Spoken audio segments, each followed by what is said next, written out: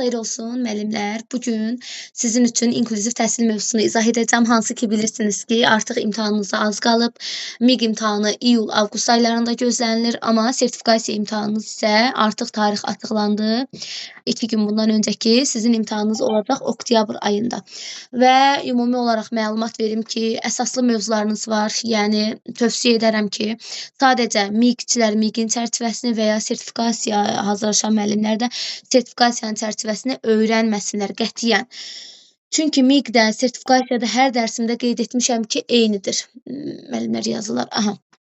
Yazarsınız ki, yer yoxdur, artıq 300 nəfər doldu. Yəni 300 nəfər artıq tam var. Çıxanda yenidən girə bilməyəcək. Ona görə gözləmədə qalın. Daxil olmaq istəyən çoxdur dərsə. Kaydı götürməyə çalışacağam. İnşallah ki, götürürlər. Bu arada YouTube kanalımıza da abunə olub rəylərinizi yazmağı unutmayın. Və bunu da qeyd edeyim ki, MİQ-in də sertifikasiyanın da çərçivəsi eynidir. Yəni eynidir deyəndə nə mənada eynidir? Bağça müəlliməsi də həmişə vurğulayıram ki, özünü təkmilləşdirmək üçün sertifikasiya imtahanı verir. MİQ-çi müəllimə də bağçada işləmək üçün imtahan verir. Yəni nədir məqsəd? İkisi də uşaqla işləyir. İkisi də eyni yerdə işləyir. Eyni fəaliyyət, eyni sənəd, hər şey eynidir. Yəni burada sertifikasiya ayrıdır, MİQ ayrıdır deyə bir şey yoxdur. Biraz ola bilər ki, MİQ sertifikasiyadan çətin ola bilər. MİQ-in biraz şərtləri çətindir ki, sertifikasiyanın asandır. Nədir o? Deyim. Aha. Zəng edirlər, diqqətim yayılır. MİQ-lə sertifikasiyanı bilirsiniz ki, sizin imtahanınızda ümumi 60 sual olacaq. Hər sual sertifikasiya imtahanından söhbət gedir.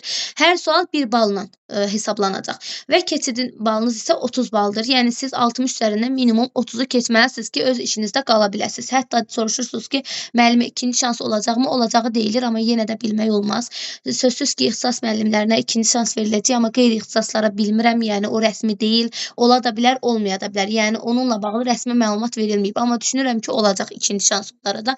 Yenə də rəsmi bir məlumat yoxdur, siz arxayın olmayın. Elə düşünün ki, sizin birinci imtahanınız bir dəfə olacaq. Yəni ikinci şans deyə bir şey yoxdur. Yəni siz o nöqteyi nəzərdən yanaşın, arxayınçılıq yaranmasın sizdə. MİQ-çilərdə isə 4 səhv bir düzə aparır, 60 sualdır, 60-dan keçid 35-dir. Sözsüz ki, regionlara görə vəziyyət dəyişəcək, 40 da ola bilər. Hazırki vəziyyətə görə 40-da. Ona görə də MİQ-çilər daha möhkəm hazırlaşsınlar, daha yaxşı hazırlaşsınlar. Onların imtahanları sertifikasiyadan bir tık dediyim kimi çətin olur. Və çərçivəniz, əsas nələri bilməlisiniz? Kurikulumu, pedagogikanı, psixologiyanı. Kurikulum, pedagogika, psixologiya bir-biri ilə necə deyim, əlaqəlidir. Bir növü uşaqların psixologiyası, orada nəzəriyyələr var, pedaqoji yanaşmalar var.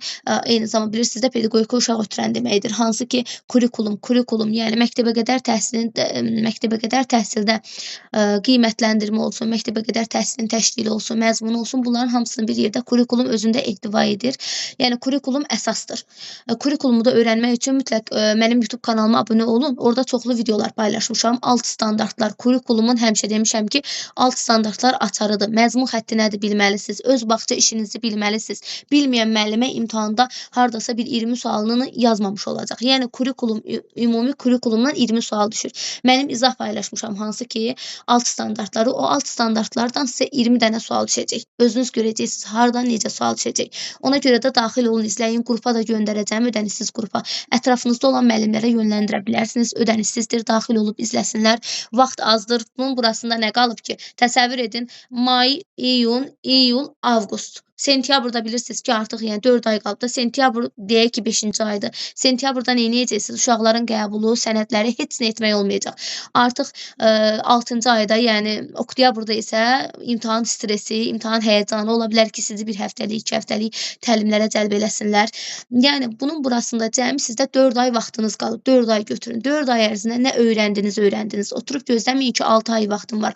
Bəli, bazası olan sınaqlarda 60 üzərindən 51-52 bal yığan müəllimlər ola bilər. Onlar yüksək nəticə toplayacaqlar. Amma yəni onlara sürət qrupu belə kifayət edir. Amma aşağı səviyyədə olan müəllimlər belə deyim, oturub gözləməsinlər ki, məni sürət qrupu qurtaracaq, mən sürət qrupuna qoşulacam. Belə bir şey yoxdur. Adi bizim qruplara yazan müəllimlər oldu. Bugün hətta mən 17-18 qrupumda da dedim, müəlliməni mən geri çevirdim. Çünki heç nə bilmirlər, heç nəyə hazırlaşmayıblar. Yəni oturub gözləyirlər ki, son anda imtahana gedək, biz öyrənəcəyik 2 ay, 3 ay ərzində. Yəni mən onları tamamilə sıfırdan bir qrupa götürdüm, tamamilə tamamilə ayrı bir qrupa götürdüm. Belə deyim, yəni geri çevirdim, normal qruplarıma qoşa bilmədim. Ona görə də, yəni dərindən öyrənmək istəyən müəllimlər, belə deyim, bir dərsi belə aksatmadan öyrənənlər qəşəng də bal yığacaqlar, sıfırdan başlasalar belə. Amma yəni oturub gözləməyin ki, son 2 ay qalmış, 3 ay qalmış, mən qoşulacam. Mənə hətta deyənlər olub ki, müəllimə bazam sıfırdır. Mən iyunda qoşulacam, mən iyulda qoşulacam. Demişəm götürməyəcəm. Yəni 0 bazalı müəllimləri mən iyunda, avqustda götürməyəcəm. İyun, iyul, avqustda. Yəni iyunda yenə götürərəm, amma avqustda, sentyabrda, yəni mən iyulda, avqustda, sentyabrda 0 bazalı, ümumiyyətlə heç nə, yəni məlumatı olmayan müəllimləri götürməyəcəm. Çünki o müəllimlər heç bir nəticə əldə edə bilməyəcəklər, daha da geri düşəcəklər və nəticədə göz oxşayan olmayacaq. Bu qaydada bir də bu haqqda məlumat verim. Hal-hazırda may qrupumuz qüvvədədir. May qrupu üçün çox saylı mesajlarınız var. Elə indi də onu qeyd etdiniz ki, mesajlara müəllimə cavab vermirsiniz. Cavab verəcəm hər birinə və mesajların hər birinə geri dönüş edəcəm. Bu gün artıq 300-400 müəllimin mesajını cavablamışam. Sabah mərhələli 6-cı və bazar günü hamının mesajını cavablandıracağam. Kim dəqiq qoşulmaq istəyirsə, sadəcə yazsın, mesaj taymerdə olmasın, yəni vaxtda olmasın, saatı, belə deyim, 24 saat ərzində silinməsin mesajınız. Qalsın, bir də zəng edin, mən girib baxacam. Narahat olmayın. Geri dönüş etməsəm də narahat olmayın. Mütləq ki, menecerlə bir yerdə mesajlarınızı cavablandıracağam. Dərsin gedişatı haqqında da deyim. Dərslərimiz həftədə 2 dəfə keçiriləcək. May qrupunda 2 qrup açacağam inşallah. Çünki bir qrupdan daha çoxdur müəllim. Yəni mən bu qədər gözləmirdim. Çox müəllim müraciət edib. Ona görə də may qrupunda 2-ci qrupu düşünmürdüm. Əvvəlcədən də qeyd etmişdim, amma açacağam. Həftədə 2 dəfə 3-cü, 6-cı günü olacaq. Dərsin gedişatını deyim. Dərsləri sizə göndərəcəm. Çox yazırsınız dərsin gedişatı haqqında. Burada bilin, ona uyğun qərarınızı verin. 9-un yarısı olacaq. 3-cü, 6-cı günü 20:30-da olacaq. Yəni həftədə 2 dəfə keçiriləcək və eyni zamanda dərslər göndərilir, hazır göndərilir. Video kayıt göndərilir, PDF göndərilir, sual-cavab kaydı göndərilir. İzaha baxırsınız, PDF-i oxuyursunuz, sual-cavab kaydına baxırsınız. Mükəmməl öyrəndinizmi? Əla. Yəni istənilən vaxtda oturub baxırsınız o dərsə. Daha demirsiniz ki, bu ancaq dərs prosesinə aiddir. Xeyr, rahat öyrəndiniz, dərsə gəlirsiniz. Dərsdə hər müəlliməni, əl qaldıran bütün müəllimələri sual-cavab edirəm. Müəllimlərim özü çox gözəl bilir. Burada aprel qrupum olsun, may qrupum olsun, digər müəllimlərim ki, necə yanaşıram. Hər müəllimə fərdi sual-cavab olunur. Sonra isə situativ suallar verirəm, məntiqi suallar verirəm, situasiyalar yaradıram müxtəlif, sadə dildə izah edirəm, nəyin nə olduğunu şəkilçilərdən tutmuş, evdən nümunələr gətirirəm, hətta ki, tam dərk edə biləsiniz. Dərslərə də baxsanız görəcəksiniz. Sonra isə müəllimlər, dərsləri öyrəndinizmi? Bir ay hardasa bir 6-7 dərsləri mükəmməl öyrənirik. Qəşəng mənə danışırsınız. Danışmaq boş elə öyrəndim, əzbərə müəlliməyə danışım olmur. Dərsi qəşəng öyrəndikdən sonra mən baxıram ki, doğrudan da dərk eləmisiniz. Sonda da deyirəm ki, müəllimə çalışmalısınız və yaxud da ki, deyirəm müəllimə əla, kifayət edir. Yəni rəyimi də bildirirəm, artıq müəllimə bilir ki, o nəyə qadirdir. Dinləyici kimi qoşulmaq istəyənlər də dinləyici kimi qoşula bilər, amma dərsdən çıxmamaq şərti ilə heç bir dərsdə, yəni bu gün mənim işim var, məclisim var, yəni bunları qoyuruq bir kənara. Sonra da həftədə 4 dəfə test işləmə, daha doğrusu Telegram üzərindən testlərə başlayacağıq. Telegramda həftədə 4 gün yarış botları, quiz botlara qoşulacaqsınız. Vaxtlı testlər olacaq. Vaxtla yarışı öyrənəcəksiniz. Müəllimlərlə yarış olacaq. 20-likdən neçənci yerə çıxacaqsınız? 1-ci, 5-ci mövzumuza uyğun bol-bol testlər işləyəcəksiniz. Dərs prosesində isə test işləmə texnikalarına başlayacağıq. Hər müəllimə bir test işləyəcək. Testlərin izahını verəcəm. Eyni zamanda situasiyaları sizə lori dildə izah edəcəm. Hansı ki, deyirsə lori dil, sadə dildə o qədər izah eləyəcəm ki, yəni vəziyyətin içində hiss edəcəksiniz özünüzü. Hardasa bir dərsdə 35-40 dənə test işləyirik. Bu da bizim imtahana qədər hər dərs o qədər test işləsək, həm testi biləcəyik, həm dərsi biləcəyik, həm də ki, vaxtdan düzgün, səmərəli istifadə edə biləcəyik. Müəllimə olan xanım müəllimələr elə bir mayda davam eləyəcək, yoxsa təzədən mayda qeydiyyat? Qrupu müəllimə, o aprel qrupu gedəcək 4-5 ay. O ayrı məsələ. May qrupu buradan təzə müəllimlərləndir. Sizin qrupunuz gedir. Onun buna aidiyyatı yox. Yəni apreldə olanlar bu qrupa qoşmuram. Onun öz qrupu var, öz axarı var, gedir. Dediyim kimi həftədə 4 gün quiz işlədikdən sonra dərs prosesinə də test işləmə texnikaları, test işləmə texnikası nədir? Bunun təlimini özüm almışam müəllimlər. Yəni bu təlimi özüm rəsmi şəkildə almışam.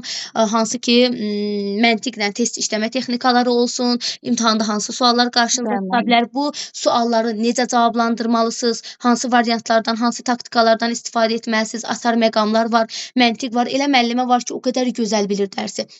Amma test işləmə texnikasını bilmir. Gedir imtahanda zəif bal toplayır. Niyə? Çünki o ardıcıllığı, o variant çıxmanı, o məntiqi, o açar sözü o tapa bilmir. Vaxtdan düzgün səmərəli istifadə edə bilmir. Çətin sualın üstündə o qədər çalışır ki, onların hamısı aradan qalxacaq.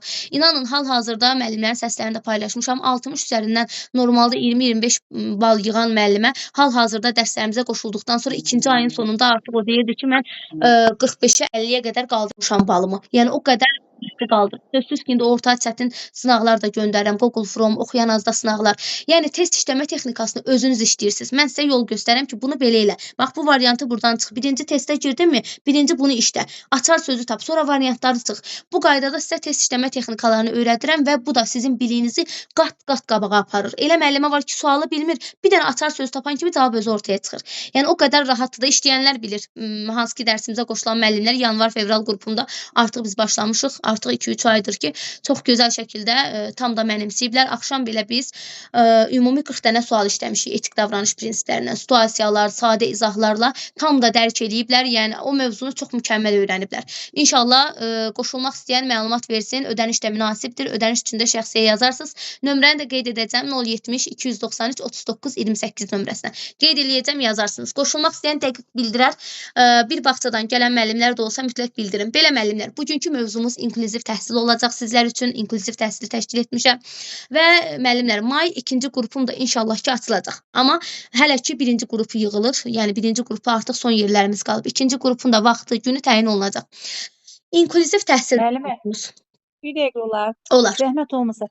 Bax, tutaq ki, may qrupuna qoşulduqda, onda aprel qrupu da may qrupuna dinləyici kimi qoşulur, yoxsa elə hər qrup özünə aprel? Müəllimə, kaydları göndəriləcək sizdə. Dərslərin kaydları göndəriləcək. Çünki siz quizdə olacaqsınız. Onların dərsi vaxtı olanda siz quiz işləyəcəksiniz Telegramda, üst-üstə düşməyəcək.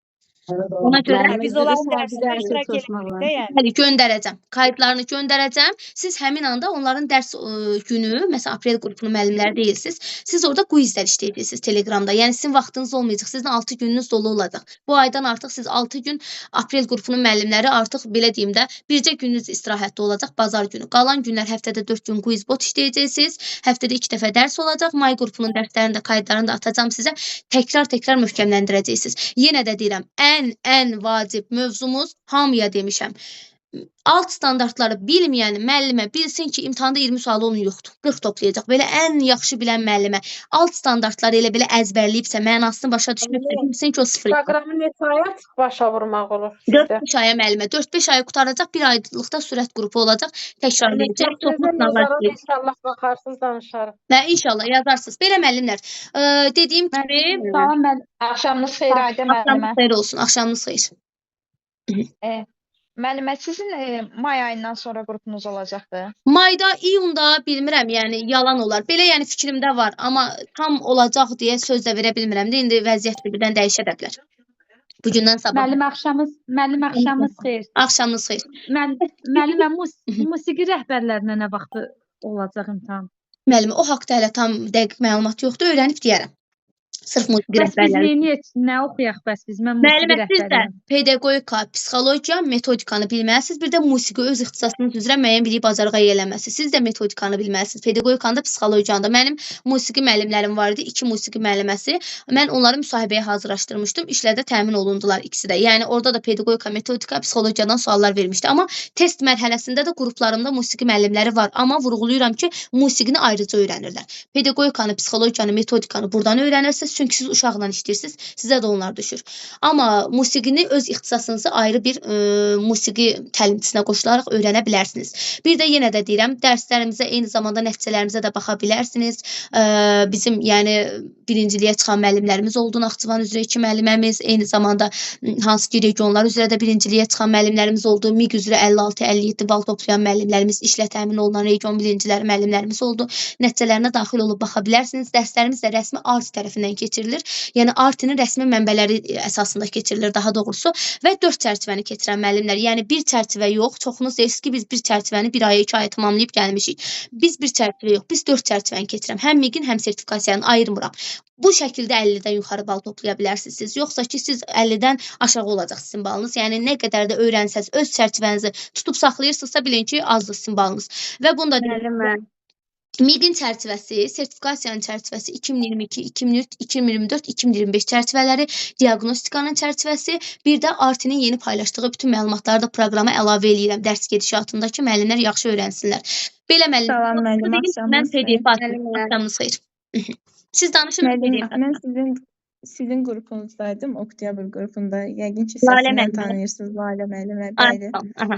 Müəllim, mənim test işləmim həqiqətən çox zəif idi. Sizdə aradan narahat edirdim şəxsidən. Deyirdiniz testi çox işləyin, çox işləyin. Artıq oktyabr təlimi bitib və mən 51 toplaya bilirəm də sizin göndərdiyiniz sınaqlardan. Əla, miksiz miksizdir də, bəli. Yəni inşallah Bəli, belə davamlı gedin Lalə müəllimə. İnanıram ki, yaxşı olacaq. İnşallah Ayda müəllim, müəllimə, çox sağ olun. axşamınız xeyir. Axşamınız Necəsiz? xeyir. Yaxşı olasınız müəllimə, siz necəsiz? Aha. Sağ Mən olun. keçi Müəllimə, mən dərsi açıram. Müəllimə, siz də sualınızı verin, dərsə keçid edək. Buyurun. mayı ötürüb iyunda qoşulmaq olar müəllimə. Mən elə bil ki, 0 bazalı deyiləm, amma qoşulmaq istəyirəm. Müəllimə, əlaqə saxlayarsınız mayın ortası mənimlə. Çünki mən sizə dəqiq, yəni garanti vermirəm atacağımla bağlı. Çünki mayda 2 qrup olsa vaxt məhdudiyyətim olmur. Çünki hər biri 4-5 aylıq qruplardır. Mənim də yəni həm işləyirəm, həm təlimçilik, həm digər yandan sənəd işləri çatdırmaq məsələsi var. Yəni dərslərimiz bir də eyni zamanda İyunda olmasa onda maya yazarsınız. Bir də dərslərimizin hər biri Laləzar Cəfərovanın rəsmi mənbələri əsasında keçirilir. Bunu da qeyd edim. Yəni hər birini biz rəsmi şəkildə əldə edib sizlər üçün təqdim edirik. İyunda da müraciət edərsiniz müəllimə. Amma mayda dəqiq qoşulmaq istəyənlər yazsın, yer dolandan sonra götürə bilməyəcəm. Bu günü qeydiyyat bitir. Bəli müəllimə, buyurun. Ayda müəllimə, axşamınız xeyir. Ayda müəllimə, Mətanət müəllimə, Elmi Qurbanov. Necəsiz müəllimə? Yaxşı Çox olasınız. sağ olun. 3 dəfə sizə qoşuldum. Çox gözəl. Yəni yazıram testlərdə. Yəni yenə də qoşulmaq istəyirəm, amma iyun ayında qoşulmaq istəyirəm müəllimə. Çünki hər şeydən məlumatım Bəli. iyun ayında qoşulmaq istəyirəm. Aha. Sizdə var müəllimə. Unutmayım deyə. Aha, sizdə var. İnşallah qoşularsınız. Belə. Yəni odur ki, qoşulmaq istəyənlər bildirsinlər. İndi inklüziv təhsili açıram və müəllimlər bazar günü də inşallah təşkil edəcəm sizlər üçün oyunlar mövzusunu. O dəfə müəllimlərin çox xahiş etmişdi. Bu gün əslində oyunları keçəcəkdim. Sadəcə müəyyən səbəblərə alınmadı. İnklüziv təhsili izah edəcəm. Biraz xəstəliklər haqqında danışacağam. Tam yadınızda qalsın.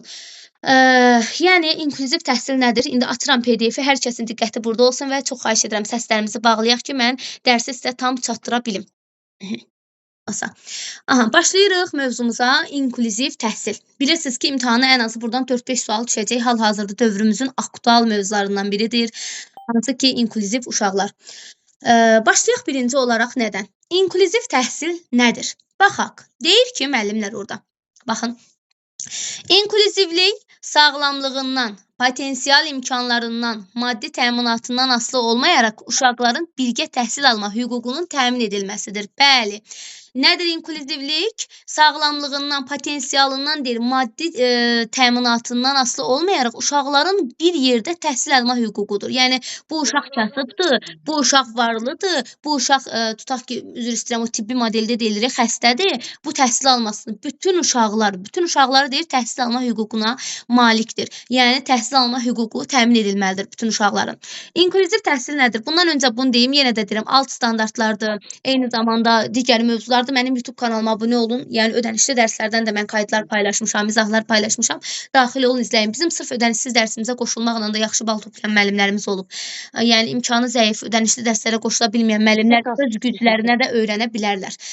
Belə, indi səslərimizi bağlayaq. Baxın, müəllimlər, inklüziv təhsil haqqında.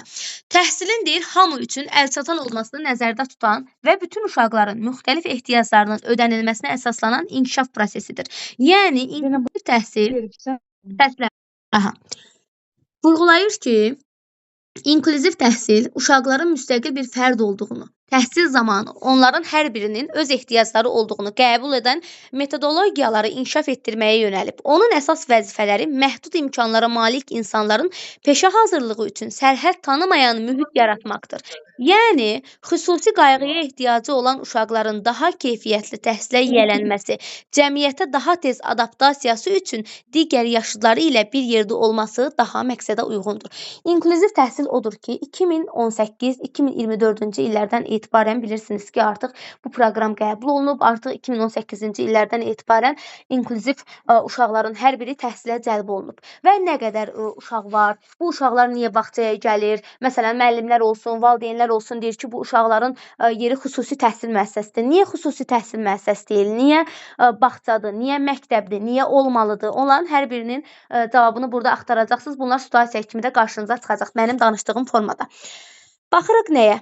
Deyir ki, inklüziv təhsillə bağlı beynəlxalq praktikaya görə bir sinifdə təhsil alan xüsusi qayğıya ehtiyacı olan uşaqların sayı 5-10% olmalıdır. Yəni müəllimlər, bir sinifdə inklüziv təhsilli uşağın sayı nə qədər olmalıdır? 5-10%. Faizlə hesablanır. Bu da nə qədər edir? Hardasa 1-2 uşaq. Yəni bir qrupda 1-2 uşaq olur. Niyə çox ola bilməz? Məsələn, sual düşə bilər imtahanda ki, niyə bəlkə çox olsun? Yox, ola bilməz. Müsahibədə sizə sual düşüb. Niyə çox ola bilməz müəllimə? 5-6 uşaq olsa deyəcək nə olacaq ki? Siz də deyəcəksiniz ki, ola bilməz. Niyə? Çünki belə bir fikir var, deyirlər, adətən mühit söhbəti. İnklüziv uşaqlar sinifdə çox olsa, o tipik uşaqlar inklüziv uşaqların etdiyi hərəkətləri edəcəklər. Onlar onlara uyğunlaşacaqlar. Ən əsası da qrupu idarə edə bilməyəcəksiniz. Müəllimə olaraq siz qrupu idarə edə bilmərsiniz. Ona görə də qrupda qeyd elədiyim kimi 20 uşaqdan 1-2-si inklüziv təhsilli ola bilər. Hansı ki, autizm ola bilər, Down ola bilər. İndi xəstəliklər haqqında da ümumi danışılanda hansı ki, ümumi məlumat əldə edə biləcəksiniz. Adətən xəstəlik də demirik, əlilliyi olan uşaqlar olsun. Ümumi danışılacaq. Tibbi model, sosial model nədir? Onlar haqqında. Ondan öncə bildirim ki, sizə bildirsələr ki, niyə çox olmaz? Deyəcəksiniz ki, biz qrupu idarə edə bilmərik. Biz məşğələ prosesində uşaqların diqqətini cəmləyə bilmərik. O uşaqlara müəyyən qədər diqqət ayrılmalıdır. Yəni, qrupda 1-2 uşaq olsa, digər uşaqlara baxıb onlar da uyğunlaşa bilərlər. Amma qrupda o uşaqların sayı çox olsa, mən qrupu idarə edə bilmərəm axı. Çünki sağlam uşaqlar adətən tipik uşaqlar adlanır da. Bir də bunu yadınızda saxlayın. SIM sözü harda görsəz, bilin ki, sağlamlıq imkanı məhdud uşaqlar deməkdir. SIM. İmtahanda da düşə bilər. S, I, M böyük hərflərlə. Bilin ki, sağlamlıq imkanı məhdud uşaqlar deməkdir. Və tipik uşaqlar dedikdə isə sağlam uşaqlar nəzərdə tutulur. Hansı ki, yəni məhdudiyyətli uşaqlar sağlam uşaqlarla bir yerdə olanda, say az olanda qrupu müəllimə idarə edə bilər. Amma çox olanda müəllimə idarə edə bilməz. Çünki o nə dayıya baxa bilər ona, nə müəllimə baxa bilər, nə dərsi keçmək olar, səslə. Yəni belə, 5-6 uşaq olsa qrupu idarə edə bilmərik, uşaqlara təlim tədris keçə bilmərik, nə də inklüziv təhsilli uşaq özünü rahat hiss edə bilməz orada. Çünki o uşağın müəyyən qədər qayğıya ehtiyacı var, adı üstündə, xüsusi qayğıya ehtiyacı var o uşağın. Ona görə də sözsüz ki, biz qrupu da idarə edə bilmərik, dayıya da baxa bilməz, normalda 1-2 uşağa baxmaq olmur, nəinki 6-7 uşağa. Heç olmamağı da olmaz, çünki o uşaqlar da cəmiyyətə adaptasiya olmalıdırlar, sosiallaşmalıdırlar, cəmiyyətdən kənar qalmamalıdırlar. Ona görə də nə qədər olmalıdır? Deyəcəksiniz ki, 5-10% olmalıdır. Yəni 1-2 uşaq ola bilər rəqəmlə. SIM uşaqların, yəni sağlamlıq imkanı məhdud uşaqların ümumi təhsil məktəblərində təhsili bir çox ölkələrin, eləcə də Azərbaycanın cəlb olunduğu inklüziv təhsil sisteminin qanuna uyğun inkişaf mərhələsidir. Bu inkişaf sxematik olaraq aşağıdakı mərhələlərdən keçmişdir. Baxın, deyir ki, inklüziv təhsil bu zamana qədər hansı mərhələlərdən keçib? Mərhələ deyir ha, sənə o vaxtdan bu vaxta qədər. Birinci mərhələsi nə olacaq? Deyəcəksiniz ki, diskriminasiya, segregasiya, inteqrasiya, bir də inklüziya. Birinci mərhələ dedikdə deyəcəksiniz diskriminasiya. Nədir bu? Neçə illər öncə, hansı ki ilk vaxtlarda diskriminasiya mərhələsi vardı. Burada SIM uşaqlar, yəni sağlamlıq imkanı məhdud uşaqlar ümumiyyətlə təhsildən kənarda qalırdılar. Yəni nə evdə təhsilə cəlb olunurdular, ya hansısa xüsusi məktəb, heç nə, yəni təmiz təhsildən, cəmiyyətdən tədric olunurdular. Sadəcə ev şəraitində cəmiyyətə qarışmadan həyat tərzi keçirdirdilər. Ən ağır mərhələdir diskriminasiya. Sonra gəlir segregasiya. Segregasiyada sadəcə deyiblər ki, SIM uşaqlara, yəni ya xüsusi məktəbə getməlisən, ya da evdə təhsilə cəlb olunmalısan. Yəni iki şansı var, ya evdə təhsil almalıdır, ya da xüsusi təhsil müəssisəsinə getməlidir. Yəni tipik uşaqlarla, sağlam uşaqlarla eyni müəssisədə, eyni məkanda təhsil ala bilməzlər. Bu olur segregasiya. Üçüncü mərhələ inteqrasiyada deyir ki, Ümumi olaraq bu normallaşdırma mərhələsi adlanır. Hansı illərə aiddir, onları da qeyd eləyəcəm. İnteqrasiya deyəndə qeyd elədiyimiz kimi normallaşdırma mərhələsidir. Burada deyir ki, uşaqlara get ümumi təhsil müəssisəsinə bir yerdə təhsil al digər uşaqlarla, amma sinifin da ayrı olsun, proqramın da ayrı olsun, metodun, yəni hər şey ayrı. Eyni məkandasan, ayrı sinifdəsən, ayrı proqram əsasında. Bu inteqrasiyadır. Sadəcə niyə inteqrasiyadır, niyə normallaşdırmadır? Məsələn, diskriminasiyada təmiz təhsildən kənardır. Segreqasiyada yenə də uşaqlarla bir yerdə qoymur. Ya deyil xüsusi təhsil müəssisəsi, yəni sağlam uşaqlarla yox, ya da evdə təhsilə cəlb olunur. Amma inteqrasiyada deyir ki, hə, get sağlam uşaqlarla bir yerdə təhsil al, amma sadəcə sinifin və proqramın ayrı olsun, amma yenə də o uşaqlarla sən bir yerdəsən. Ona görə də bu normallaşdırma mərhələsi adlanır.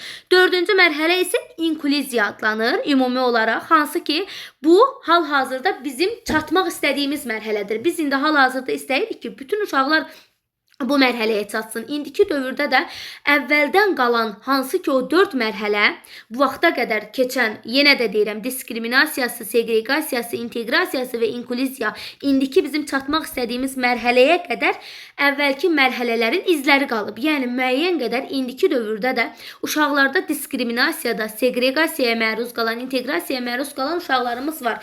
Vəziyyətlərinə görə eyni zamanda nümunələr gətirəcəm, onları yadınızda saxlayarsınız. Biz indi hal-hazırda inkluziya mərhələsindəyik və istəyirik ki, bütün uşaqlar inkluziyaya çatsın. Yəni bütün uşaqlar, sim uşaqların hamısı tipik uşaqlarla bir yerdə təhsil alsınlar. Eyni sinifdə, eyni məkanda. Diskriminasiyadan danışıram. Baxın, yenə də qeyd elədiyim kimi, keçmişdə əvvəllər əlilliyi olan uşaqlar təhsil ala bilməz hesab olunurdu. Onlar tamamilə sistemdən kənarda qalmalıdırlar. Yəni, bu bir növü tibbi yanaşmadır. Uşaqları təmiz kənarda saxlayırdılar. İndi də varmı sualı ortaya çıxır? Əlbəttə ki, var. Yəni, eyni zamanda dünyada olsun, elə Azərbaycanda olsun, ümumiyyətlə dünyanın bəzi inkişafdan qalmış bölgələri var ki, bəzi cəmiyyətlər, hələ də ailələr uşaqların həm fiziki, həm də zihni fərqliliklərindən utandıqları üçün onları gizlədirlər. Bayaq da qeyd elədim ki, valideynlərin çoxu gizlədir, cəmiyyətə buraxmır, məktəbə göndərmirlər. Uşağın təhsil hüququnu birbaşa pozurlar. Bu artıq nə olur? Diskriminasiya, nə xüsusi müəssisəyə göndərir, nə evdə təhsilə cəlb edir. Çünki artıq bu geri qalmışlıqdan irəli gəlir. Bu artıq diskriminasiyadır. Bir də var segreqasiya. Segreqasiya bir növü ayrı seçkilik var burada da. Təcrid etmə var. Yəni keçmişdən nümunə gətirək, hansı ki segreqasiya mərhələsindən keçmişik biz. Belə deyim, uşaqlar yaxşı təhsil alsınlar, amma bizimlə yox yanaşması idi. Yalnız sim uşaqlar üçün uzaq düşərgələrdə xüsusi internatlar yaradılırdı. Yəni, yaxşı təhsil alsınlar, amma bizimlə yox. Yəni, sağlam tipik uşaqlarla yox, uzaqda təhsil alsınlar yanaşması idi. Bir növü ayrı seçkilik idi. Hal-hazırda varmı? O da var elə. Çünki hazırda geniş yayılmış elə modellərdən biridir. Uşağın yalnız xüsusi internat məktəbində, yalnız evdə təhsil alması segreqasiyadır. Uşaq təhsil alır, amma cəmiyyətdən, həm yaşıdlarından təcrid olunmuş vəziyyətdə alır. Segreqasiyada uyğunlaşma modelidir qeyd elədiyimiz kimi, burada da eyni məkan, ayrı otaq, ayrı fəaliyyət. Yəni, burada da bir növü müəyyən qədər ayrı seçkiliklər özünü göstərir, amma bu qeyd elədiyim kimi normallaşdırma mərhələsi adlanır. İnkluziya isə artıq daxil etmə mərhələsi adlanır. Yəni, burada artıq ən ideal model elə sırf inkluziya mərhələsidir. Yenə də qeyd elədiyim kimi, bu mərhələlərdən uşaqlar keçiblər ta keçmişdən bugünə qədər və hələ də onun qalıqları eyni zamanda qalır. Biz də çalışırıq ki, uşaqları qeyd elədiyimiz kimi inkluziya mərhələsinə, bütün uşaqları inkluziya mərhələsinə çatdıraq ki, heç biri təhsildən kənarda qalmasın. Sonra keçirik nəyə? İnklüziv təhsilin bir çox komponentləri var. İnklüziv təhsillə əməkdaşlıq, inklüziv təhsildə qiymətləndirmə, fərdi tədris proqramı, inklüziv təhsildə reabilitasiya xidmətlərinin təşkili, inklüziv təhsildə pedaqoq və psixoloqların rolu, inklüziv təhsildə digər xidmətlərin təşkili, inklüziv təhsildə valideynlərlə işlərin təşkili. Bunlar nə deməkdir? İndi bunların hər birini mən sizə deyirəm, diqqətli olun. PDF-i düzəldin. Baxın, qeyd edilir ki, İnklüziv təhsildə əməkdaşlıq. Bəli, inklüziv təhsilin bir neçə komponenti var. Nədir komponent desə deyəcəksiniz, inklüziv təhsillə əməkdaşlıq. Uşaqlar arasında əməkdaşlıq olmalıdır. İnklüziv təhsildə qiymətləndirmə aparmalıyıq ümumi olaraq digər uşaqlar kimi. Fərdi tədris proqramı olmalıdır. Bəli, biz o uşaqlara müəyyən qədər o uşaqların daha çox qayğıya ehtiyacı var da, adı üstündə xüsusi qayğıya ehtiyacı olan uşaqlar. Yəni fərdi tədris proqramı olmalıdır. İnklüziv təhsildə reabilitasiya xidmətinin təşkili. Reabilitasiya xidməti nədir? Onun haqqında ümumi məlumat verim. Hansı ki, xəstəlik olsun, travma olsun, əlillik olsun, yəni insanın məsələn itirilmiş, eyni zamanda məhdudlaşmış funksiyalarının bərpasının möhkəmləndirilməsinə və gündəlik həyatının adaptasiyasına yönəlmiş kompleks tədbirlərdir. Və bu psixoloji ola bilər, bu ümumi məşqlər ola bilər, bu təlim ola bilər, bu sənin düzgün gün rejiminin qurulması olsun. Reabilitasiya xidməti odur ki, məsəl üçün gün rejimini düzgün qurmursan, bir problemin var. Məsələn, mədəndə deyək ki, bir problem var. Düzgün gün rejimi qurmursan, reabilitasiya xidmətində bir növ səni düzgün gün rejiminə qaytarırlar. Yəni tədbirlər təşkil edirlər, gimnastikalar təşkil edirlər. Deyə bilərəm məsəl üçün bərpa müalicəsidir də bir növü. Yəni psixoloji dəstək olur burada. Artıq yəni psixoloji xəstəlik olsun, travma olsun, sonra yaranan emosional içinə qapanıqlıq ola bilər. Bunların aradan qaldırılması üçün ümumi dəstək olur. Hansı ki, loqopedik xidmətdə olur. Yəni nitq və ünsiyyət pozuntularını aradan qaldırma. Yəni reabilitasiya dedikdə bunların hamısı bir yerdədir. Bir növ bunların hamısının bərpası üçün çalışmaqdır. Uşağın nəyə ehtiyacı varsa onu aradan qaldırmağa çalışırsan, ona uyğun rejim qurursan, ona uyğun idmanlar təşkil edirsən, planlar qurursan, dəstək olursan, məsələn ünsiyyətində problem varsa ünsiyyəti üçün çalışırsan, reabilitasiya xidməti budur. Sonra inklüziv təhsildə pedaqoq və psixoloqların rolu. Bəli, pedaqoqlar, psixoloqlar olmalıdır inklüziv təhsildə, hansı ki, o uşaqlarla mütəmadi söhbətlər aparmalıdır. İnklüziv təhsildə bir digər xidmətlərin təşkili, hansı ki, nəyə ehtiyac varsa o xidmətlər də təşkil olunmalıdır. İnklüziv təhsildə valideynlərlə işin təşkili ən əsası elə valideynlərlə işin təşkilidir. Ən önəmlisi elə məhz odur. Sonra inklüziv təhsil məktəbə qədər deyil müəssisələrdə uğurlu inteqrasiyasının təmin olunması zamanı aşağıdakı faktorlar diqqətdə saxlanmalıdır. İntellekt və emosional sahənin inkişafı, stressə qarşı dözümlülüyün, özünə inamın inkişafı. Bəli, intellekt və uşaqların intellekti, eyni zamanda emosional sahəsini sən inkişaf etdirməlisən. Uşaq bir növ emosional cəhətdən özünü yaxşı hiss etməlidir, intellekt baxımından irəli getməlidir və ən əsası stressə qarşı dözümlülüyün, özünə inamını inkişaf etdirməlisən. Bu da sosial emosional inkişafa aiddir. Yəni dözümlü olmalıdır, tez yorulmamalıdır, özünə inamı olmalıdır uşağın. Bu da ən əsas faktorlardan biridir. Sonra qeyd olunur, diqqətli şəkildə baxın. Müxtəliflik və inklüzivliklə bağlı işləmək, inkişaf etdirə biləcəyimiz sahələrə nəzər salmaq üçün bəzi fərdi kompetensiyalar üzərində də düşünə bilərik. Nədir bu kompetensiyalar? Baxın. Görürsünüzmü? Deyir, cəmiyyətdəki müxtəlifliyi qəbul etməyə, fərqli olmağa hörmətlə yanaşmalıyıq. Bunlara biz hörmətlə yanaşmalıyıq, müəllimlər. Burada bizdən söhbət gedir. Baxın, biz kompetensiyalar dedikdə bizə aiddir. Biz cəmiyyətdə müxtəlifliyi qəbul etməyə, fərqli olmağa hörmətlə yanaşmalıyıq. Yəni uşaqlarda da biz empatiya hissini formalaşdırmalıyıq da, bu empatiya adlanır bir növü.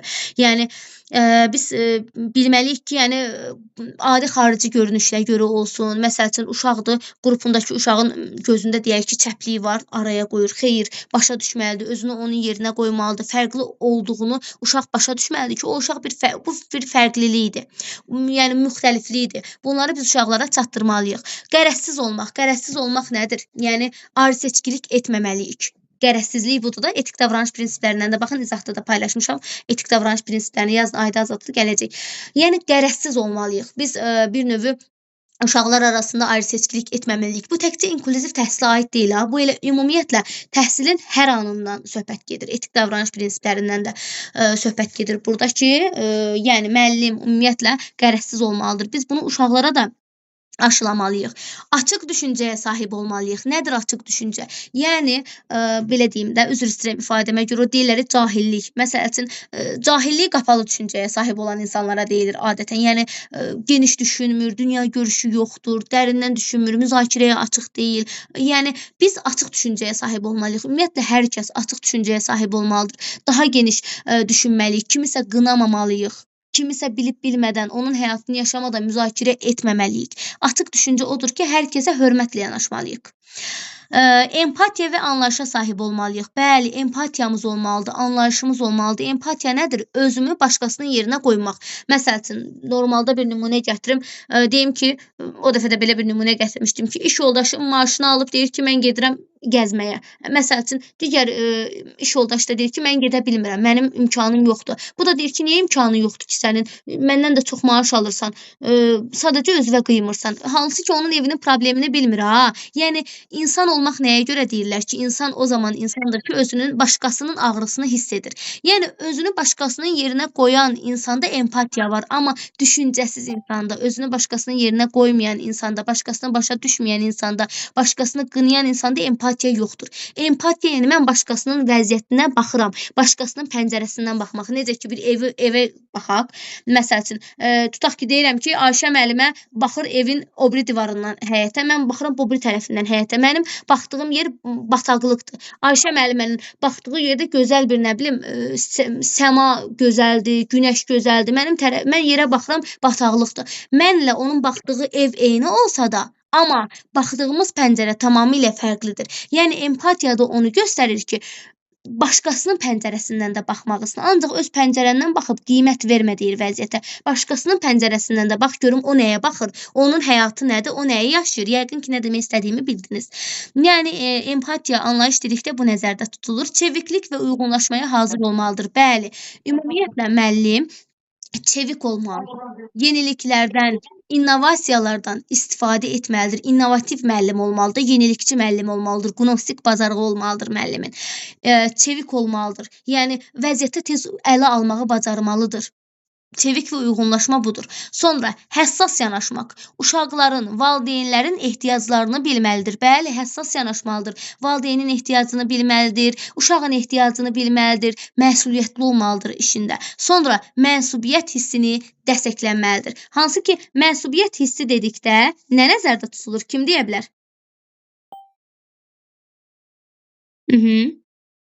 Siz deyin, mən bir dənə edir və müəllim də həmin bu mənsubluq hissini dəstəkləməlidir, belə düşünürəm müəllim. Məsəl üçün, deyə bilərik ki, mənsubiyyət hissi dedikdə fərdin, eyni zamanda hər hansı bir qrupa, cəmiyyətə, ailəyə, adi bir ideya irəli sürürəm. O ideyaya uyğunlaşmağı bacarmalıdır.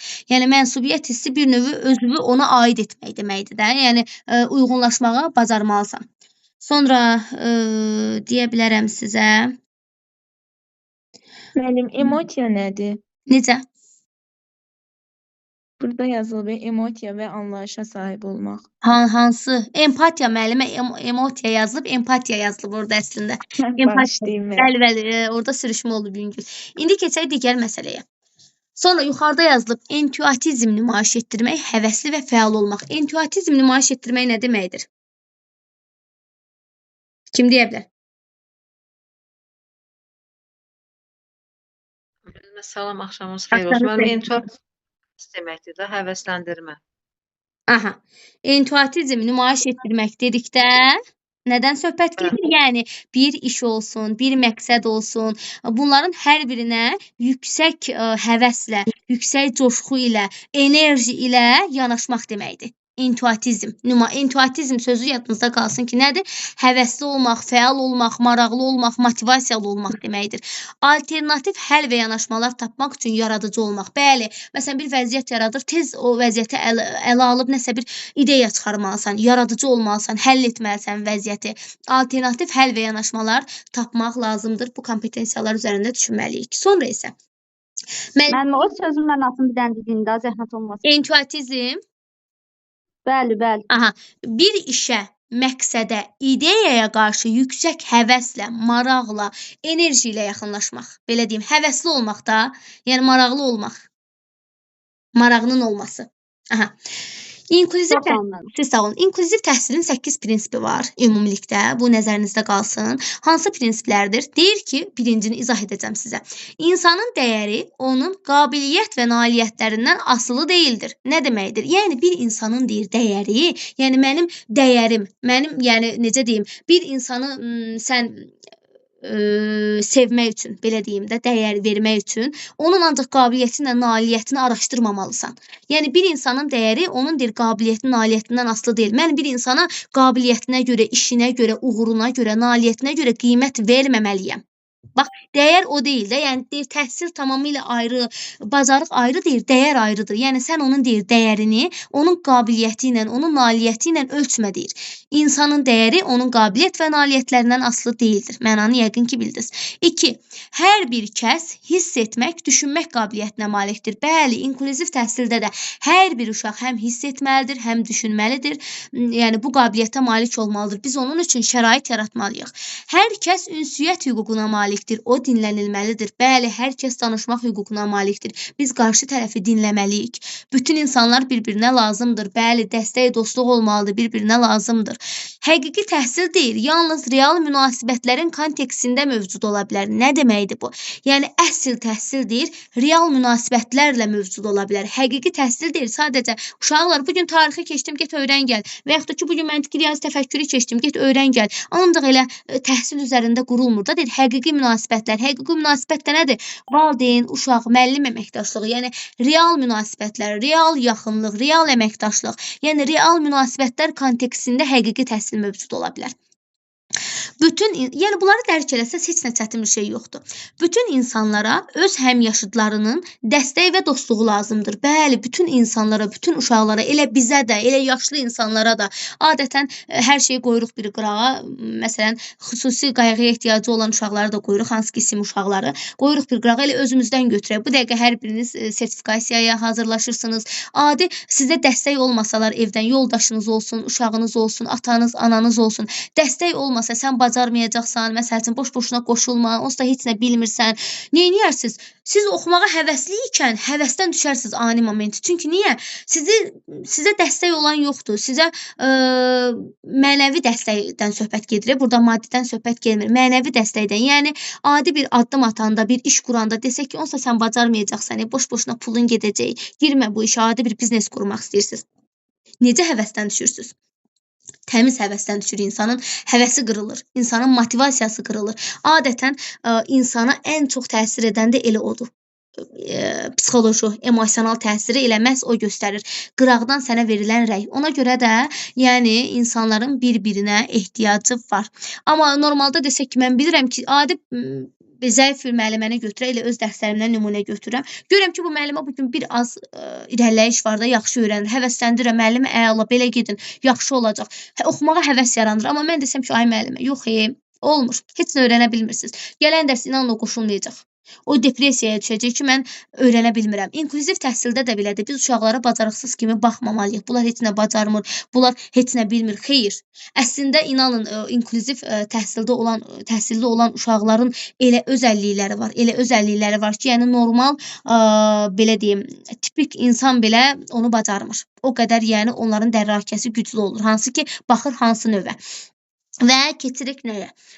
Deyir ki, 7-də bütün şagirdlərin inkişafı onların bilik və bacarıqlarından asılıdır. Baxın, bəli, inkişaf bilik və bacarıqdan asılıdır. Amma dəyər, qabiliyyət, nailiyyətdən asılı deyil. Baxın, dəyər ayrıdır, deyir məsələn birdə. İnsanın dəyəri onun qabiliyyət və nailiyyətlərindən asılıdır. Asılı deyildir. Bəli, mənim dəyərim, mənim qiymətim, mənim bacarığımdan, mənim işimdən, mənim təhsil nailiyyətimdən asılı deyil.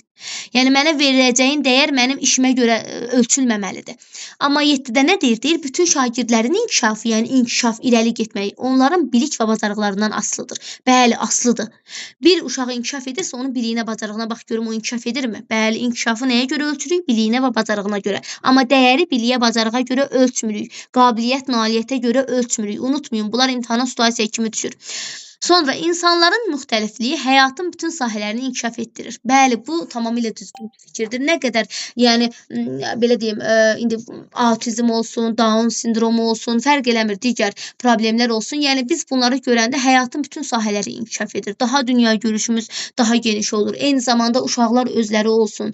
Yəni nə qədər belə deyim, müxtəliflik olsa bir o qədər də bütün sahələr daha geniş inkişaf etdirilir.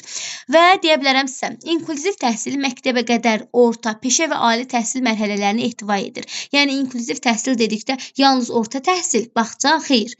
Məktəbə qədər orta, peşə, ali təhsil mərhələlərini ehtiva edir. Sonra nəyə baxırıq müəllimlər?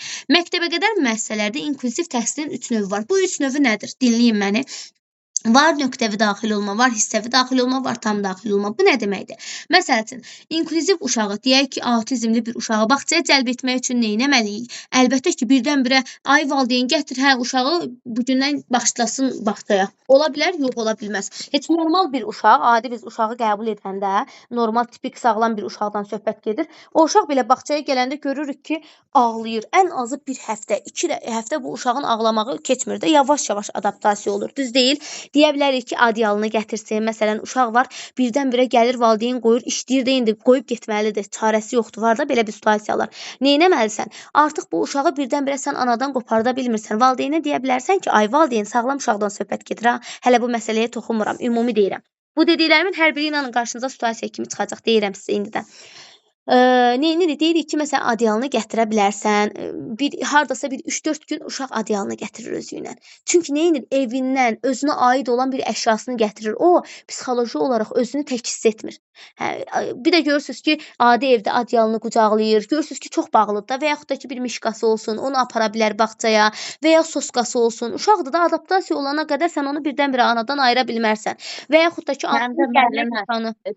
Müəllimə deyirik ki, şeydir, uşaqları bir neçə gün gəlin günortaya kimi götürün ki, uşaqlar adaptasiya olsun. Ay, sağ olun. Və yaxud da ki, valideynin imkanı varsa, valideynə deyə bilərik ki, əziz valideyn, sən gəl, hardasa gündə bir yarım saat, bir 20 dəqiqə, 30 dəqiqə uşağın yanında otur. Uşaq bu mühitə adaptasiya olana qədər yanında kimisə görmək istəyir də, indi birdən-birə yad bir tərbiyəçini görür də, nə olsun ki, yaxşı müəllimədir, əladır hər şey, amma uşaq özünü təhlükəli bir Məndə də var elə bir uşaq. Ay, Ki, sağ olun. ədyalını gətirir.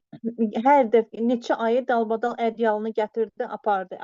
İndinin özündə də var. Ədyalına yatır, O ədyalına yavaş-yavaş durur. tərgidilməlidir. Biz onu müəllimə. bilsək Bir zaman deyildik. sonra onu yavaş-yavaş tərgitmək lazımdır. Yəni uzaqlaşdırmaq lazımdır. Bəli. Planlı Tərbiyə olur. artıq. Bizdə də digər qrupda müəllimənin qrupunda vardı. Uşaq autizmli idi. Uzun müddətdə artıq 6-7 ay ancaq adyalını gətirdi. İndi amma artıq uşaq özü evdə qoyub gəlir adyalını. Autizmlidir də, yəni belə hərəkətlər, danışıq. Amma inanın o qədər savadlı uşaqdır. Yəni Azərbaycan dili qalsın qırağa ingilis dilini bilir. Biz yəni şokdayıq. Böyük qrup uşağıdır. Yəni baxırsan ki, tam danışa bilmir, fikrini ifadə edə bilmir, amma ingilis dilini gör necə götürür. Mövzunu, məşğələni gör necə götürür. Yəni o uşaqlarda xüsusi özəlliklər var. İndi onlar haqqında danışacağıq. Hansısa müəllimənin sözü vardı. Müəllim, olar mən sizə elə bu mövzu ilə bağlı bir sual verim. Bax elə mən onu sizdən soruşmaq istəyirəm ki, valideynlər uşaq bağçaya adaptasiya olanda bir müddət gəlib otura bilərmi? Məsələn, yarım saat. Bəli. Hardasa məsələn görürsən ki, bu uşaq ağlayır da, bu uşaq dayanmır. Əlbəttə valideyn girməlidir içəri. Bəli, bir neçə gün gələ bilər. Daimi yox ha, amma bir neçə gün adaptasiya üçün gələ bilər. Onsuz müəllimə ilk həftədən başlamır ki, məşğələ keçməyə. İlk həftə adətən adaptasiya dövrü olur. Bir 10 gün adaptasiya dövrüdür. Adətən yazırsınız da adaptasiya sizin dəftəriniz olur da, vərəqiniz olur adaptasiya uşağının şəxsi işinə qoyursunuz. Ay sağ ol, portfolyosuna qoyursunuz daha doğrusu. Baxın, adaptasiya müddətində valideyn gələ bilər. Yəni biz uşağa artıq psixoloji təsir göstərmiş oluruq axı valideyni qoymasaq içəri. Qoy gəlsin, qoy anası ilə tanısın o otağı. Bir müddətdən sonra artıq yavaş-yavaş uşaq özü uyğunlaşacaq, heç anasını istəməyəcək. Yəni normal bir uşağa belə biz nə edirik? Sözümün canı odur ki, normal bir uşaq belə bir həftəyə, 2 həftəyə, bəzən olur 1 aya güclə adaptasiya olur bağçaya. Müəllimlərə öyrəşənə qədər. Qalsın ki, sağlamlıq imkanı məhdud bir uşaq. Bu uşaqlar necə adaptasiya olur? Onun haqqında danışım, onu dinləyin. Bu uşaqlar, baxın, aşağıda da qeyd olunub. Deyilir ki, nöqtəvi daxil olma. Nöqtəvi nədir? Yəni, baxın, aşağıda qeyd olunub. Məktəbə qədər yaşlı, sağlamlıq imkanı məhdud uşaqlar ayrı-ayrı məqamlarda, məsələn, gəzinti, oyun, bayram tədbirlərində sağlam uşaqlar kollektivinə qoşulurlar. Bəli, yəni ilk başdan mən deyə bilmərəm birbaşa uşağı gətir. Adətən ümumiyyətlə heç nə yox, uşaq nəyi sevir? Uşaq oyunu sevir. Məktəbə qədər təhsildə bilirsiniz, aparıcı fəaliyyət növü oyundur. İmtahana da düşsə deyəcəksiniz ki, oyundur. Aparıcı fəaliyyət nədir? Aparıcı fəaliyyət o deməkdir ki, uşağın ən çox nə ilə öyrəndiyi, ən çox nə ilə vaxt keçirtdiyidir, yəni nə ilə vaxt keçirtdi, nə ilə daha çox öyrənir? Oyunla öyrənir. Aparıcı fəaliyyət növü ona görə oyundur da. Yəni o dövrdə aparıcı fəaliyyət növü 1-6 yaşda oyundur. Nə öyrənirsə uşaq oyunla öyrənir. Biz əslində məşğələ deyirik. Əslində oyun əsaslı məşğələlər olmalıdır. Nə olur olsun o məşğələnin içərisində oyun olmalıdır. Yəni standart məktəb uşağı kimi çıx yaz olmamalıdır. Hətta məktəbdə belə ibtidai siniflərdə belə oyun əsasında qurulmalıdır. Yəni nöqtəvi daxil olmada artıq uşağa biz valideynə bildiririk ki, ay valideyn bu gün bizim gəzintimiz var. Uşağı götür gəl. Qoy uşaqlara adaptasiya olsun, qoy uyğunlaşsın. Adi bir heç nə yox, yad mühitə uyğunlaşmaq üçün uşağın marağını çəkəcək bir şeyi sən tapmalısan. Bu da nədir? Oyundur, əyləncədir, gəzintidir. Nöqtəvi daxil olmada biz uşaqları oyuna, əyləncəyə görə belə deyim də sim uşaqlar, yəni sağlamlıq imkanı məhdud uşaqlar bağçaya gəlir. Oyun zamanı uşaqlarla adaptasiya olur, gəzinti zamanı, eyni zamanda bayram tədbirləri olsun. Bunlar nədir? Bunlar ancaq əyləncə xarakteri daşıyır da. Bir müddət belə gəlir. Adaptasiya olana qədər, uşaqları tanıyana qədər. Sonra yavaş-yavaş valideynə deyirik ki, hissəvi daxil olma. O nədir? Baxın, sağlamlıq imkanları məhdud məktəbə qədər yaşlı uşaqlar qrupda bütün günü deyil, bilavasitə, yəni natamamda, bilavasitə fiziki tərbiyə, təsviri sənət, musiqi məşğələlərində iştirak edirlər. Bəli, nədir bu? Burada artıq yüngül məşğələlər, o zehni gərginliyi tələb etməsən, var orada bədii təfəkkür? Yoxdur. Varmı orada riyaziyyat? Yoxdur. Çünki zehni gərginliyi tələb edən məşğələdir. Ağırdır. Hansı məşğələlər olmalıdır? Fiziki tərbiyə, çünki orada hərəkət var, təsviri sənət, bəli. Adətən inklüziv uşaqlar xoşlayırlar. Plastilini sevirlər, kəsib yapışdırmanı sevirlər, əməli fəaliyyəti sevirlər. Ona görə də adətən belə deyim, musiqi məşğələləri onlar üçün yüngüldür. Musiqi məşğələsi, təsviri sənət, fiziki tərbiyə. Sizə desək ki, məsələn, hissəvi daxil olmaya aiddir riyaziyyat məşğələsi, məntiqi riyazi təfəkkür. Deyəcəksiniz, xeyr. Riyaziyyat yüngül məşğələ deyil, bədii təfəkkür yüngül məşğələ deyil, ətraf aləm yüngül məşğələ deyil. Bunlar idman dəqiqəsi tələb edən, zehni gərginlik tələb edən məşğələlərdir. Yəni bir müddət nöqtəvi daxil olmaya gəldimi uşaq bayrama, əyləncəyə, gəzintiyə, sonra artıq hissəvi daxil olma gəlir. Valideynə deyirik ki, ay valideyn, bax sənin uşağın artıq öyrəndi. İndi artıq yavaş-yavaş məşğələləri öyrədək, az-az adaptasiya edək. Artıq uşaq gəlir təsviri fəaliyyətə, musiqiyə, eyni zamanda fiziki mədəniyyətə. Sonra burada tam adaptasiya oldu mu bir müddət sonra? Sonra deyirik ki, indi gəlsin bütün günü sınayaq. Bu şəkildə. Və yenə də deyirəm, normalda ümumiyyətlə uşaqlar adaptasiya olana qədər bağçaya 1-2 saatlıq, yəni hardasa saat 8-dən 11-ə 12-yə qədər gün orta yatmamalıdır. Birdən-birə biz onu yatağa sala bilmərik. Yəni müəyyən müddət adaptasiya dövründə adı üstündə adaptasiya, öyrəşmə dönəmi. Adi biz bir mühitdən başqa mühitə necə öyrənə bilmirik? Adaptasiya söhbəti var da. Bir müddətdən sonra adi heç nə demirəm. Məsələn, öz evinizdən bir yerə qonaq gedirsiniz, bir toy olacaq, bir evə, bir qohumunuzun evinə. İstər-istəməz gedib orada siz qalanda rahat olmursunuz, adaptasiya ola bilmirsiniz, öz evinizi axtarırsınız. Gələndə də deyirsiniz, heyif deyil mənim evim, insanın öz evi kimisi yoxdur. Bu kimi ifadələr işte çıxır da bizim nitqimizdən. Yəni burada da belədir. Birdən-birə biz gedib adaptasiya ola bilmirik. Yavaş-yavaş 2-3 gün sonra adiləşir. Sanki nə vaxt o evdə yaşayırmış kimi hiss edirik özümüzü. Yəni o başqa bir evdə. Burada da belədir. Uşağı adaptasiya etmək lazımdır. Birdən-birə anadan uzaqlaşdırmaq olmaz. Sağlam uşağı nəinki inklüziv təhsilli uşağı. Hələ biz sağlam uşağa bunu edə bilmirik. Qalsın ki, inklüziv uşağa. Yəni sizə desək ki, nöqtəvi daxil olma, hissəvi daxil olma, tam daxil olma nə üçün var? Deyəcəksiniz ki, adaptasiya üçün. Bu uşaqların adaptasiyasını təmin edir. Belə. Bura qədər hər şey aydındırmı müəllimlər? Yəqin ki, aydındır deyə düşünürəm. Səs açıb bildirin. Əla. Əla. Aha. Çox gözəl.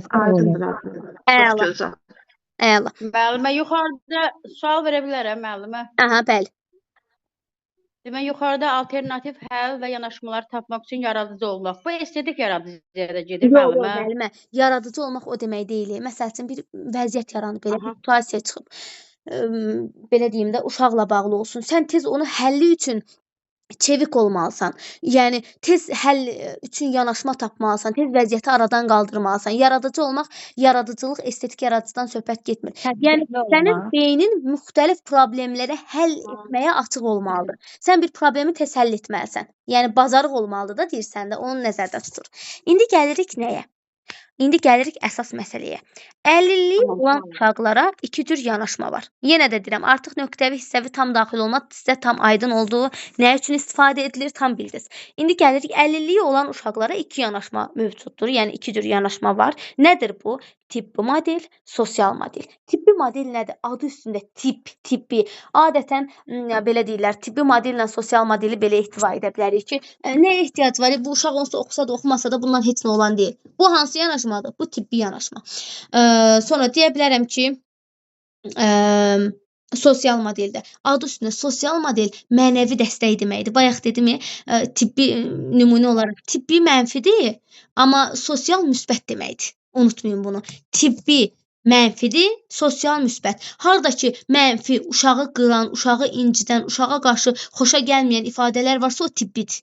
Sosial işə belə dəyər vermək, qiymət vermək, emosiyanı artırmaq, həvəs yaratmaq, fəallıq yaradan isə aid olur sosial modelə. Yenə də oxuyuram, baxın. Uşağın deyir tippi modeldə.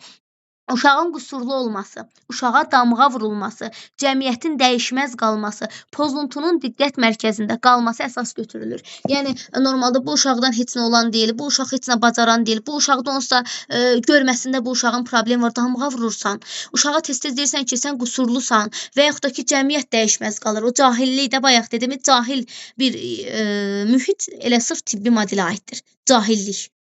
Yəni, xor görməkdir, o deyirləri xor görmək, yəni cəmiyyətə uşağı yararsız görür. Deyir, məsəl üçün, normalda adətən bilirsiniz də, əvvəllər, indi valideynlərin çoxu uşaqlarından utanmırlar. Əvvəllər valideynlərin çoxu öz uşaqlarını çölə çıxartmaq istəmirdilər.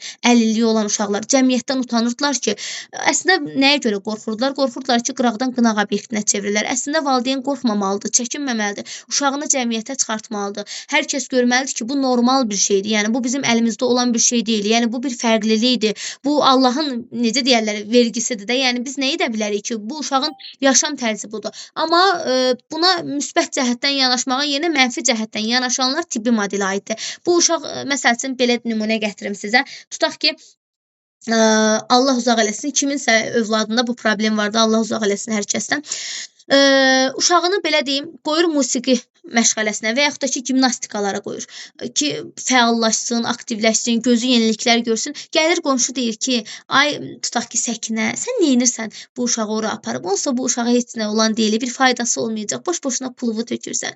Heç nə olan deyil, bu uşaq məlum məsələ, vəziyyətdir də, yəni bu uşaq düzələn deyil, bu uşaqdan sənə, nə bilim, gələcəkdə uğurlu bir uşaq olmayacaq, bu uşaq heç bir peşənin sahibi olmayacaq. Nədir bu? Bu tibbi modeldir. Uşağı aşağı səviyyədə görməkdir. Uşağın uğuruna inanmamaqdır. Yəni, tibbi model budur. Damğa vurulması, qüsurlu olması və yaxud da ki, digər qonşuda gəlir, deyir ki, sən ancaq onu həkimə apar. Belə yerlərə aparmaya, onu ancaq iynə dərman sağaltsa.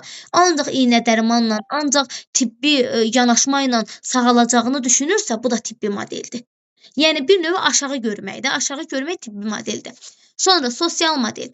Hər bir uşağın dəyərli olması, uşaqlarla ünsiyyətin qurulması, problemlərin həll edilməsi, maneələrin dəf edilməsi əsas götürülür. Yəni, hər bir uşağın dəyərli olması dedikdə sosial modeldir. Bəli, uşaq dəyərli kimi görülür. Uşaq dəyərli kimi görülür, uşağa qiymət verilir, uşağın bütün biliyi, bacarığı alqışlanır, nəyisə bacarmasa belə həvəs yaradılır. Bacaracaqsan deyə uşaq önümlü təhsildə var, hansı ki, motivasiya edici sözlər. Motivasiyanın artırılması, uşaq önümlü təhsildə, rəy vermədə qeyd olunur, motivasiyanın artırılması. Motivasiyasını artırırsan uşağın, həvəsini artırırsan, bacarmasa da deyirsən, sən bacaracaqsan, hə, gəlmirsən artıq, az qalır. Həvəs yaratmaq aid olur sosial modelə. Uşaqlarla ünsiyyət qurmağa çalışırsan ki, artıq uşaqlarla cəmiyyətə adaptasiya olsun, tipik uşaqlar digər uşaqları danışdırsın, onu fəaliyyətə salsın, ayrı seçkilik etməsin. Ayrı seçkiliyi varsa tibbi modeldir. Sonra, dediyim kimi, dəyərli olmaq, ünsiyyətin qoyulması, problemlərin həll edilməsi, maniyələrin, yəni çətinliklərin, problemlərin həll edilməsi sosial modeldədir. Yəni, uşağa dəyərli görmək, uşağı qiymətli görmək, uşağı sevmək, ona həvəs vermək, motivasiya vermək sosial modeldir. Amma tibbi model ona daima aşağı görmək, onu yararsız görmək deməkdir. Situasiyalarına tam mükəmməl mən istəyəcəksiniz inşallah. Sonra, əsas o ki, məğzini bilirsiniz. Sonra inklüziv təhsilin sağlamlıq imkanları məhdud uşaqlar üçün faydaları nələrdir? Baxın, inklüziv təhsil hansı ki, yəni sim uşaqların tipik uşaqlarla bir yerdə təhsil almasının deyir, sim uşaqlar üçün, yəni inklüziv uşaqlar üçün faydası nədir? Nə verir onlara? Hə, bu uşaqlar gəldi deyir bağçaya, gəldi məktəbə. Nə verir? Baxaq görək nə verir. Xüsusi qayğıya ehtiyacı olan uşaqlar kollektivə uyğunlaşır. Bəli, insan görəndə qorxmur, çəkinmir, kollektivə uyğunlaşır, cəmiyyəti inteqrasiya edir. Cəmiyyətə yəni adaptasiya olur da, inteqrasiya edir. Cəmiyyətlə bir yerdə olur daima. Onlarda özünə inam hissi formalaşır. Bəli, özünə inam, özünə güvən. Adətən biz o uşaqlara ayıranda onlar bilirlər ki, yəni daima onlar belə deyim də, yəni daima onlar özlərini yararsız kimi hiss edirlər. Amma mən onları belə deyim, biz onları cəmiyyətə adaptasiya edəndə onların özlərinə inamı artırır ki, demək ki, mən də nəsə bacararam. Demək ki, mən də cəmiyyət içərisindəyəm. Özlərinə inam hissi formalaşır. Onlar cəmiyyətin digər üzvləri kimi bərabər hüquqlu şəxsiyyət kimi formalaşır. Bəli, cəmiyyətin üzvləri kimi bərabər hüquqlu olur. Yəni artıq bilir ki, yəni ayrı seçkilik yoxdur burada. Eyni zamanda digər uşaqlara verilən səlahiyyət bu uşağa da verilir. Bu uşaqda da yəni deyilir ki, sən də bunu bacaracaqsan. Bərabər hüquqlu ayrı seçkilik yəni yoxdur. Sonra gələcəkdə onların məşğulluq kimi problemləri aradan qaldırılmış olur. Bu nə deməkdir? Adətən deyirlər, tibbi modeli gətirək. Bu uşaq heç nə bacaran deyil. Bu uşaq heç bir sənət sahibi olmayacaq. Bunu boş-boşuna hazırlığa göndərmə deyənlər var. Xeyr, elə deyil. Elə insan var ki, adi heç nə yox, baxırıq. Normalda Allah bizə 2 əl, 2 ayaq verib, belə deyim də, işimizi müəyyən qədər yerinə yetirmək üçün. Amma bəzən interneti açırıq, görürük ki, Allah hər kəsdən uzaq eləsin, görürük ki, 2 qolu yoxdur. Məsələn, qadındır, mən o qədər görmüşəm ki, 2 qolu da yoxdur, 2 ayağı da yoxdur. Amma ağzı ilə, nə bilim, ağzı ilə uşağının paltarını geyindirməyini görmüşəm. Eyni zamanda, yəni bəlkə də normal bir insanın edə bilməyəcəyi işləri o görür. Və yaxud da ki, 2 ayağı var, 2 ayağı ilə gözəl rəsmlər çəkir. 2 ayağı ilə nəsə toxuyur. Yəni bunları mən özüm görmüşəm, hansı ki videoları. Var da, hal-hazırda. Allah onlara o bacarığı verib də, yəni o bacarıq var. Eyni zamanda deyə bilərəm sizə, deyə bilərəm sizə 2 ayağı yoxdur, əlləri var. Yəni bu insanlar nə isə bacarır. Yəni artıq onların məşğulluq kimi bir problemi olmur. Mən o uşaqları körpəlikdən cəmiyyətə adaptasiya etsəm, onlar gələcəkdə öz istədikləri bir sahədə işləyə bilərlər. Hər kəsin özünə uyğun bir iş var da, yəni müəyyən qədər bir iş var, potensialına uyğun. Mən tutaq ki, belə deyim, mən bu dəqiqə məktəbə qədər təhsil sahəsindəyəm elə. Məni bu dəqiqə aparıb banka qoysunlar, bank işçisi. Mən bank işini bacarmaram axı. Çünki mənim işim o deyil. Mənim potensialım nədirsə, mən nəyi bacarıramsa onun üzərində irəliləyirəm. Eyni zamanda da hər kəs. Və yaxud da ki, mənim rəsm qabiliyyətim yoxdur. Mən elə gecə-gündüz rəsm çəkdim. Mən bacarmıramsa, mən sevmirəmsə, mənim potensialım əl vermirsə, mən heç vaxt rəssam ola bilmərəm. Yəni bu artıq nədir? Məşğulluq kimi bir problemin aradan qaldırılmış olmasıdır. Baxın, inklüziv sinifdə müəllimin vəzifələri. Müəllimin vəzifələri nələrdir? Sim şagirdləri cəmiyyətdə bərabər hüquqlu şəxs kimi təqdim etmək, eyni zamanda inklüziv təhsilə cəlb olunmuş şagirdin fərdi xüsusiyyətlərini bilmək, inklüziv təhsillə bağlı nəzəri və praktik biliklərə malik olmaq və sim şagirdlərin fərdi tədris planının hazırlanmasında iştirak etmək, diferensial təlimi təşkil etmək. Nədir bu? Baxın, bir müəllimin hansı vəzifəsi var? Sim şagirdləri cəmiyyətə bərabər hüquqlu şəxs kimi təqdim etmək. Yəni, bərabər hüquqlu şəxs kimi müəllim bu uşaqları cəmiyyətə təqdim etməlidir. 2. İnklüziv təhsilə cəlb olunmuş şagirdin fərdi xüsusiyyətlərini bilməlidir. Bəli, artıq ümumiyyətlə inklüziv təhsilə cəlb olunan uşağın, ümumiyyətlə tək o uşağın yox, elə digər uşaqların da fərdi xüsusiyyətlərini bilməlidir. İnklüziv təhsilə daha çox yönəlməlidir və bu sinifdə müəllimə işləyirsə, fərdi xüsusiyyətləri mütləq şəkildə bilməlidir. İnklüziv təhsillə bağlı nəzəri və praktik biliklərə malik olmalıdır. Nəzəri, bəli, yəni müəyyən qədər inklüziv təhsil nədir? Ümumiyyətlə, inklüziv sinifdə bu müəllimənin praktikası olubmu? Yəni nəzəri və praktik biliklər olmalıdır ki, bu müəllimə burada işləsin. Müəyyən qədər praktikası olmalıdır. Sim şagirdlərin fərdi tədris planının hazırlanmasında iştirak etmək, bəli, fərdi tədris planının hazırlanmasında iştirak etmək. Artıq o uşaqların xüsusi olaraq hansı uşaqda hansı problem varsa, belə deyək, indi ağır, orta, yüngül söhbəti var. Burada artıq uşaqlarla fərdi yanaşılmalıdır. Sonra diferensial təlimi təşkil etməlidir. Bəli, diferensial yanaşmalıdır. Meyl marağı nəzərə almalıdır. Sonra sim şagirdlərin daha çox maraq göstərdiyi fənlərlə əlaqəsini təmin etməlidir. Bəli, daha çox hansı fənlə meyli, marağı varsa, onunla onun əlaqəsini daha da möhkəmləndirməlidir. Müəssisədə təhsil alan hər bir şagirdin uğurları ilə bağlı müşahidələr aparmalıdır. Bəli, uğurları ilə bağlı müşahidələr aparmalıdır. Görüm hansı yöndə bu uşağın uğuru daha çoxdur, nəyə doğru istiqamətlənib. Sonra müəssisədə təhsil alan hər bir şagirdin uğurları ilə bağlı müşahidələr aparmaq, sim şagirdlərin nəticələrini diaqnostik, formativ, summativ qiymətləndirməsini aparmaq.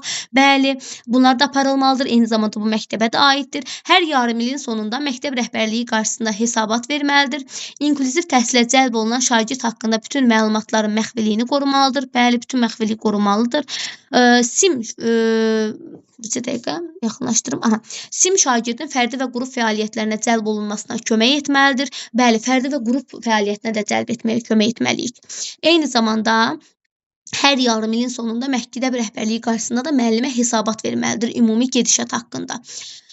İnklüziv təhsilə cəlb olunan şagird haqqında bütün məlumatların məxfiliyini qorumalıdır, bayaq qeyd elədik. Çünki konfidensiallıq deyə bir anlayış var da etik davranış prinsiplərində. Biz məxfiliyi qorumalıyıq. Sim uşaqların portfoliolarını hazırlamalıdır, məktəb psixoloqu ilə əməkdaşlıq etməlidir. Valideynləri sim şagirdin inkişaf dinamikası barədə müntəzəm məlumatlandırmalıdır. Bəli, müntəzəm şəkildə məlumatlandırmalıyıq uşağın gedişatı öyrənməyi ilə bağlı. Bir də var müəllimlər, beynəlxalq hüquqi baza ümumi olaraq burada qeyd olunub. Hansı ki nə var? BMT-nin Ümumi Dünya İnsan Hüquqları Bəyannaməsi neçənci ildə qəbul olunmuşdur? 1948. Uşaq hüquqları BMT-nin konversiyası 1989. 50-lərin hüquqları var 2006. Eyni zamanda yerli hüquqi baza, yəni bizə aid olan Azərbaycan Respublikasının Konstitusiyası 1995. Təhsil haqqında Azərbaycan Respublikasının qanunu 2009. Təhsil haqqında 2009-da unutmayın bunu. Xüsusi qayğıya ehtiyacı olan şagirdlərin sağlamlıq imkanları məhdud uşaqların təhsilinin təşkili üzrə inkişaf proqramı 2005-2029-cu illəri əhatə edir. Yəni o proqram üzrə artıq gedişat bu dövrləri əhatə edir. Artıq bu proqram tam təsdiqlənmə isə 2018 bayaq da dedim 2024-cü illəri əhatə edir ki, artıq uşaqlar bu dövrdən yavaş-yavaş cəlb olunublar.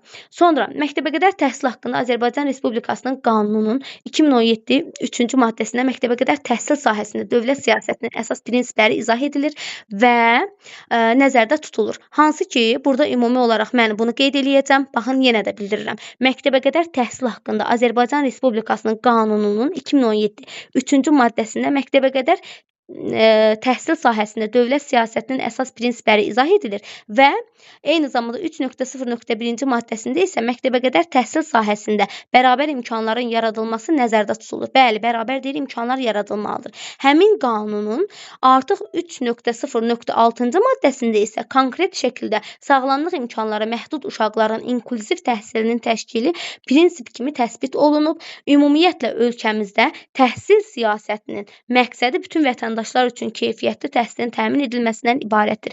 İnklüziv təhsil isə təhsil siyasəti və təcrübəsi baxımından əhəmiyyətli dərəcədə ümumi təhsilin əsaslarına təsir edən yeni bir perspektivli strategiyadır. Yəni, hal-hazırda cəmiyyətimizin aktual məsələsidir ki, sim uşaqlar, tipik uşaqlarla bir yerdə təhsil alsın və eyni zamanda bura hansı uşaqlar daxildir? Onun haqqında da qısa məlumat verim.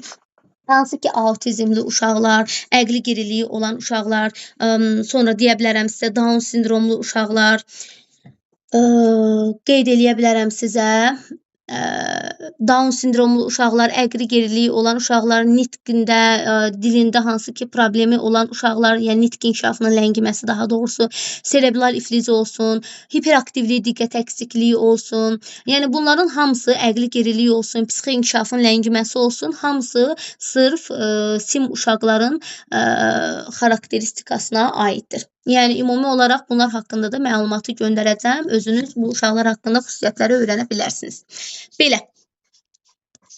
Müəllimə bir sual verə bilərəm. Buyurun. Ay müəllimə, Summativ qiymətləndirmə bağçada yoxdur. Məktəbə aiddir. Bu ümumi məktəb və bağça üçün